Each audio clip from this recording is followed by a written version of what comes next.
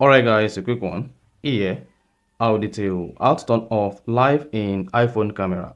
So, if each time you turn on your iPhone camera, what you see is there is a live button here that shows live each time you want to take a photo. So, and you want to disable this, then this is simple and this is what you need to do. So if at the end of this you found this helpful and informative, please don't forget to like and then subscribe. Now the first thing you want to do is go ahead and open the camera app on your iPhone.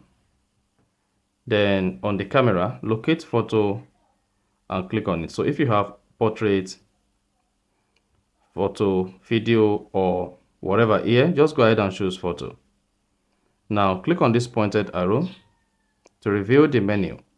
Or better still, you can also click on photo and drag up. Then you have this menu comes up.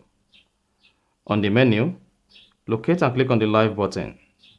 Then if live is set to live auto or live on, you want to go ahead and select off. And now when next you take a photo on your iPhone, then you should see the photo static instead of being live, and then you are good. So that is exactly how to turn off live in iPhone camera. So if you found this helpful and informative, please don't forget to like and then subscribe.